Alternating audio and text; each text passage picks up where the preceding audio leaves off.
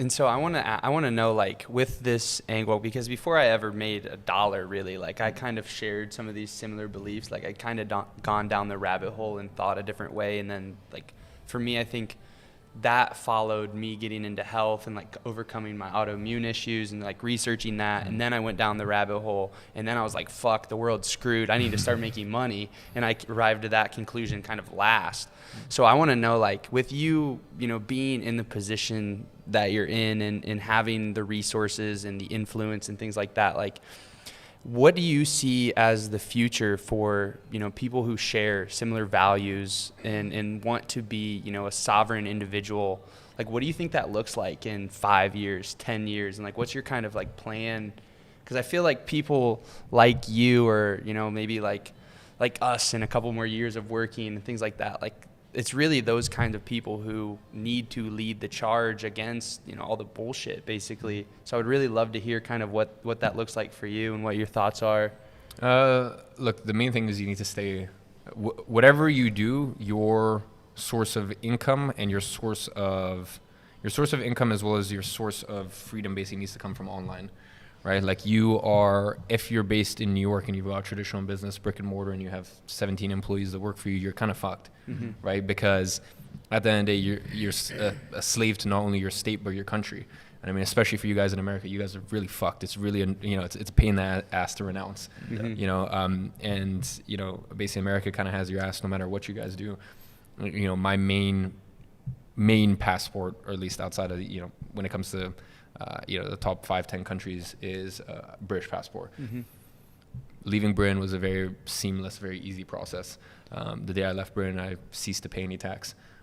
So you guys are just fucked on multiple fronts, because you guys are fucked on multiple fronts because you've got obviously tax, which will follow you no matter where you go until you renounce. You're also, so that's the issue. You know, you guys might decide, oh, you know what, I've got location freedom in the sense that I can go to Medellin, or I can still gotta pay taxes. Yeah, you still gotta pay taxes unless you renounce, and they do make that process, you know, not as difficult as places like Canada, but still, you know, pretty difficult. And then you're also fucked in terms of the sense, like, so taxes is already, like, because here's one thing you need to remember: it's until you get to, and I was slowly starting to get to that level once I left the UK. But for example, when I returned to UK, it's not like I'm ever going to need to pay tax ever again in my life.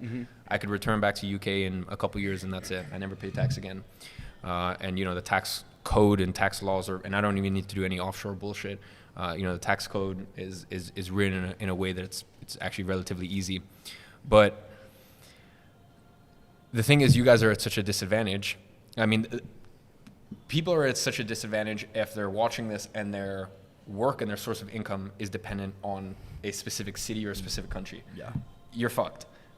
First of all, because you're dependent on that place, and second, anything you make, you keep half, right? Once you guys get to, I mean, for you boys, you make something, and then to get it net in your bank account. Let's say you boys want to, you know, buy a nice, you know, let's say you boys wanted to buy a nice watch, or you boys wanted to buy, you know, a nice car or something like that. Let's say you know, what do you guys want to get Cullinan?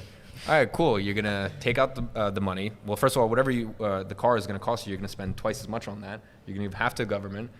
So you're already at a massive disadvantage. I'm in Dubai. Most people don't realize it's a full zero tax, and they're like, no, I don't get it. Like, but what's the no? There's no stipulation. It is 0% corporate, 0% dividend, and 0% income.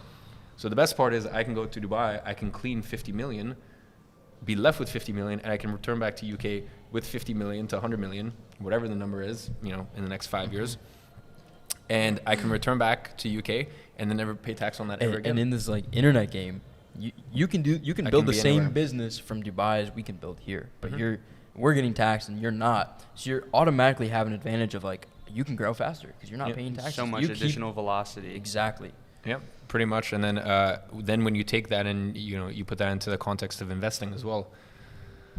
Look, I will say the U.S. tax code is very, very good for investors. For example, the UK, it's not as good for investors, especially for landlords in the UK. Is dog shit. The rules and regulations for landlords in the UK compared to the States. You guys are very sort of real estate friendly here. But yeah, I mean, you guys, look, everyone's at a disadvantage at some point until you finally find a way to escape that. Obviously, you boys are doing very well because you guys can go to, as I said, you guys can go to MIDI, you can go to Cyprus, you can go to wherever you want, and you guys can still run your business remotely from there. So that means that if there's ever a case where Miami does, and I mean, what was the state in the U.S. that passed the new purge laws?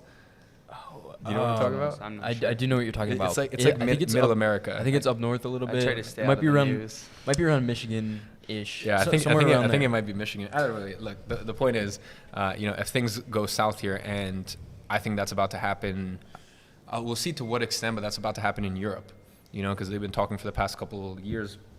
They've been talking about a dark winter, and at first I thought that was in relation to the jib jab, because I thought it would lead to. I mean, obviously it's led to a lot of deaths, but not the extent that I thought it would have.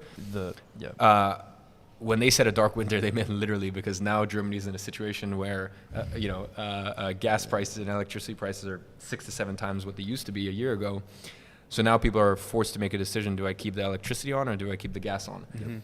So they meant a literal fucking dark winter. It's about to get bad, and you pair that with the fact that civil unrest from the wealth gap, which has just even grown further in the last 2-3 years, really bad. It's a scary situation. So you guys, of course, are at an advantage, which is if things go south, which in the U.S. I don't know if they'll go south necessarily.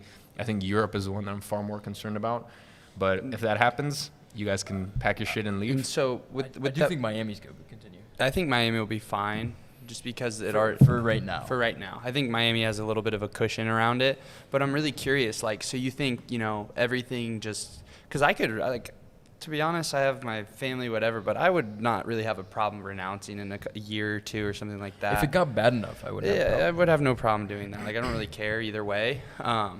But do you think that the answer is then just everybody just kind of becomes a relative elite financially, and the people that can do that do it and become a ghost, and that's just it? That's that's nothing wrong or right or wrong with that. I'm just it depends clarifying. It depends what you want, honestly. The thing is, I grew up in UK. I grew up in London, but I never felt British. Yeah. So for me, I had no issue leaving. Whereas I understand for you guys, and I roast America, but at the end of the day, you guys love your country, and I do think there's something very admirable about that. I would correct you on one part. Is I love the idea of what it used to be, but what it is now is ridiculous. It's a clown show, dude. Then look, if the money is right, for me, I think once you get to $50,000-$60,000 a month, it's pretty low compared to. Okay. Once you get to $50,000-$60,000 a month, I think it's worth moving. Really? Yeah, because look, if you're making $60,000 a month, as I said, I know you can have a C corp and you can keep the money in there and you can try to expense as much shit in your life and you can try to do all of this funny stuff. But at the end of the day, if you move to a place like Dubai and there are other zero income jurisdictions, a lot of them are boring, except from Dubai. Then at the end of the day, you make $60,000 and you keep $60,000. Whereas here, if you want a net in your bank account to spend wherever you want, not just business expenses, you're going to keep 30. And, well, I guess you guys are in Miami, so a little bit more than that. Let's say 38. But the point is, you guys are getting fucked. There's no other way around it. It's true. Yeah, no, I mean. I think you had a follow-up.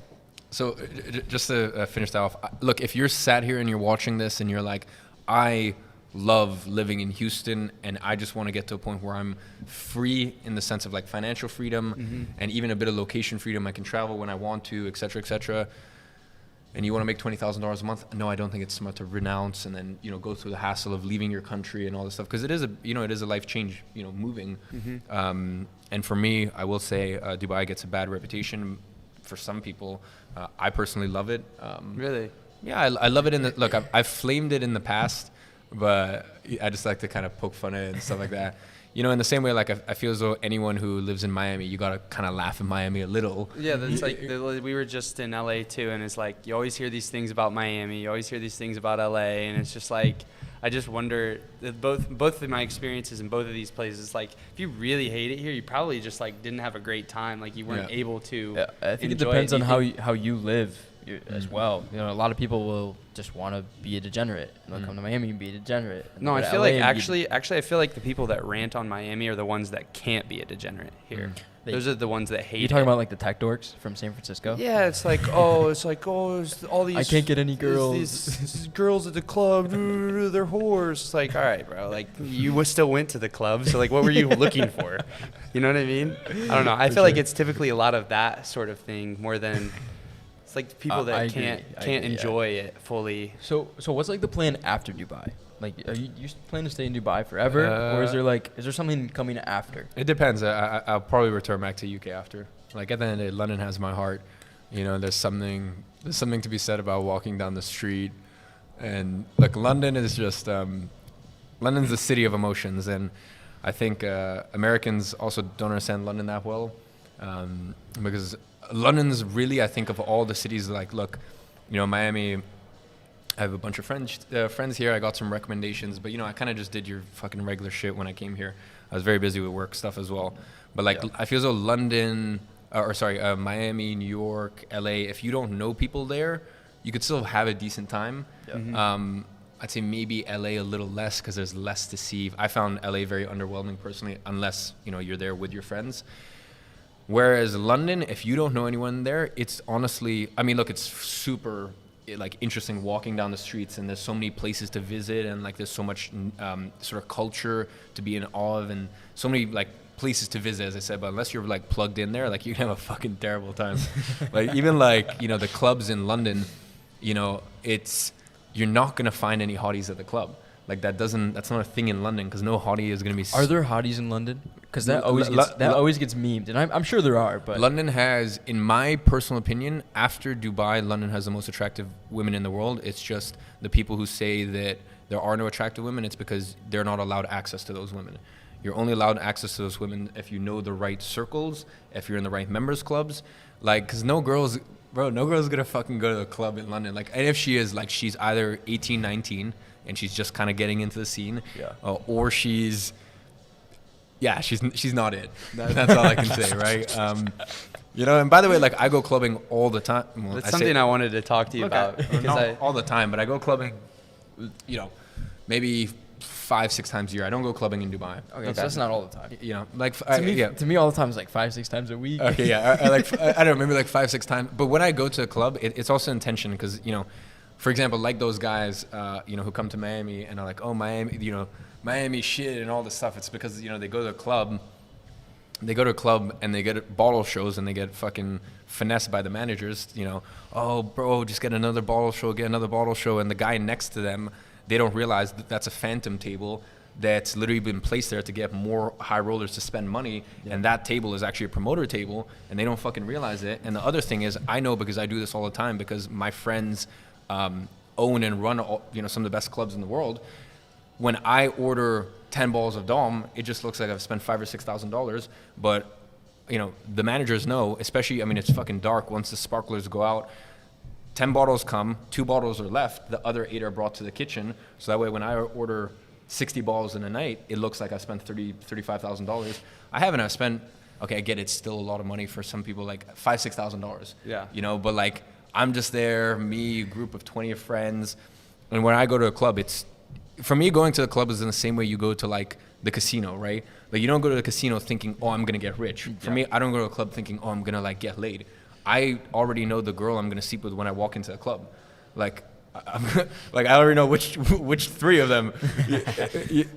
So I think the mistake that a lot of guys make, and especially, you know, nightlife here, I think the guys who have a shit time here, it's because they're coming in and they're basically getting fleeced, you know, for $5,000-$6,000, thinking it's gonna get them laid. For me, I'm just there to be an idiot with my friends. I'm there with like 4 or 5 of my guy friends, like, you're there to 10, enjoy. 15 girls. You're there for a good time. And just, like, you know, these guys are here to have sex. Yeah, pretty much. So anyways, the reason I brought that up is London. You know, London, it's you're gonna have a very, very shit time if you don't know people there. But London's the capital of Europe. Mm-hmm. And for me, I guess it also depends. You know, for me, I like European girls. European girls are, you know, kind of my type. So with London being the capital of Europe.